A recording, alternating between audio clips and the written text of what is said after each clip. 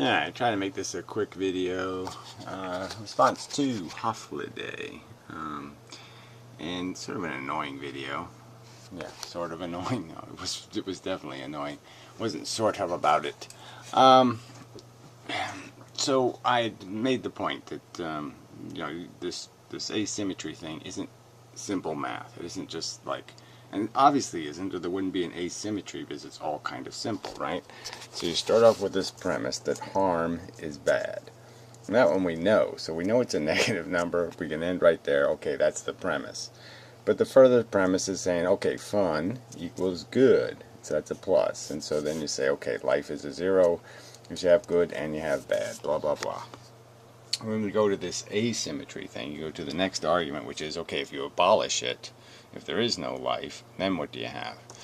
And, you know, the absence of harm is a good, so that's a plus one, and that's a fact. So now we've established two definitions for good, and that's the part where I'm saying you can't just use the same, you can't do everything unconditionally, because there's two definitions of a good thing.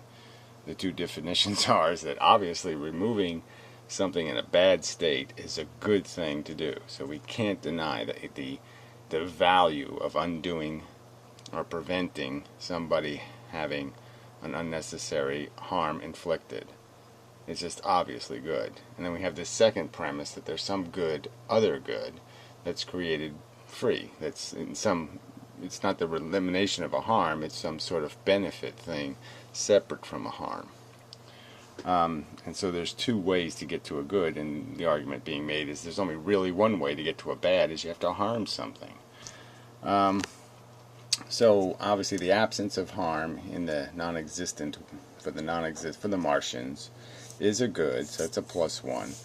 And the absence of fun is not bad. And so there you end up with the zero, and then you end up with the plus one total, which means you're better off here. And it's not bad because it is not a harm. Okay? That's why it's not bad. It's not a harm. Going back to the beginning. So anyway, and so that's all I'm saying is that what it's revealing is that the words we're using to describe these values, what's plus and what's minus, have a flaw built into them in the sense that the good thing really can only exist in the context of there being a bad thing replaced or fixed or resolved. You're not harming something if you're not degrading its condition by denying it fun. If there's no capacity to degrade its condition, you can't hurt it. Therefore, you can't harm it. It's just that simple. So you can't harm the non-existent Martians. And even if they existed, if you were to elevate their state from some state that wasn't negative in any way to some positive state, that loss of not doing that would not be nearly as great as the loss of degrading their state, actually causing them harm. So no matter how you look at it, the real value, and we can see it in our own reactions, is the point I was just trying to reinforce. The understanding of this conditional is seen in our own reaction, which is we don't lament the non-existent fun on Mars. We don't see tragedy there, and we in fact see more tragedy in just one victim of one plane crash. One negative event on this planet would create more emotion, more thought, more energy to resolve that problem than you could ever muster for no matter how many trillions of Martians you imagine in the state of fun when there's no jeopardy of them being harmed. And that's the asymmetry's nature, is in that nature. But I mean, you could just go back to, say, Benatar is saying absolutely only one thing: harm is bad. And what he's saying is when no one exists, okay, there's no harm done, and therefore no bad. So bad isn't generated in the non-existent state, and therefore it has the advantage of not creating a negative of any kind. So any positive derived gives it an advantage. But again, this asymmetry is just pointing out there's no completed math here. So one could still argue that somehow good does generate some extra, some great extra, you know, beyond the meaning of any of this harm that goes on. But likewise, somebody could argue the harm is much greater than the good. So it doesn't have much to do with the raw observation that need to correct a condition or need to enhance a condition, whether it be the good or bad, is what gives it real weight. And there's need to fix something in a negative condition. And there's not really any need to fix something in a non-negative condition. So if there's no jeopardy of harm, there's no urgency to correct the condition and make it fun. Yeah, if you can't get that, then yeah, okay, we can't really have the conversation. But you just want to do some straight kind of math, like good is only one thing, bad is only one thing, therefore you can just do this blah blah blah and it's over. Unfortunately, it just doesn't, it's not my fault, that's the way reality works. But guess what, reality doesn't work that way. These words aren't good enough for that. And I'm not saying I don't want to have a conversation about the logic. I'm saying I want to have a conversation about the logic, including the conditionals, and the fact that things have plus and minus signs attached to them based on circumstances, and that's just the way it is. You can't circumstantially, you can't hurt something that doesn't exist. It's just a fact. And it's also a fact that there's no need to advance their condition either. Yeah.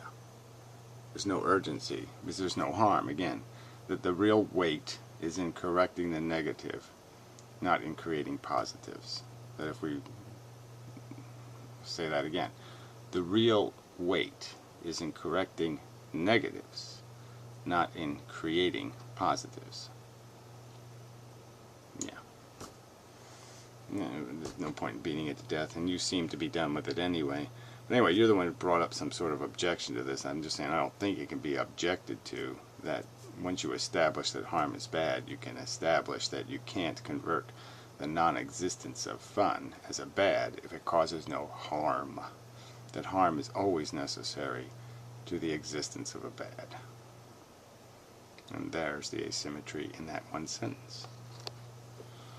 Okay.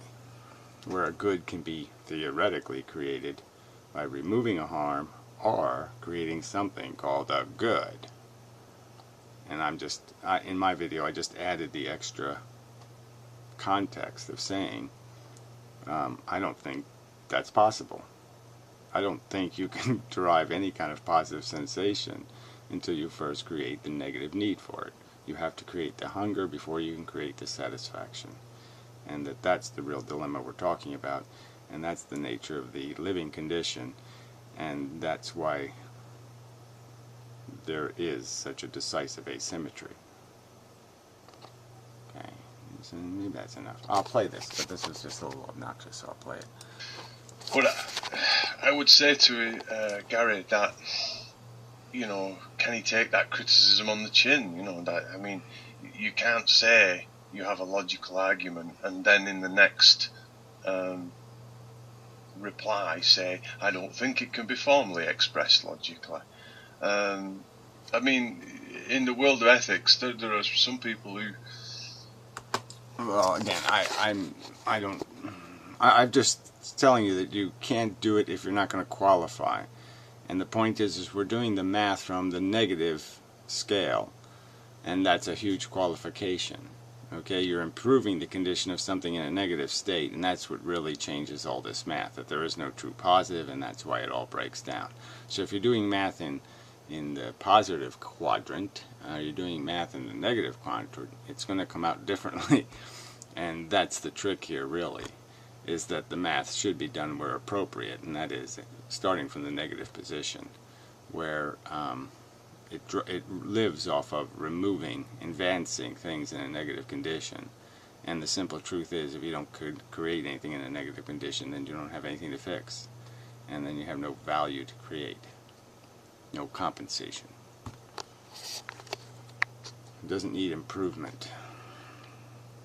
Just that simple.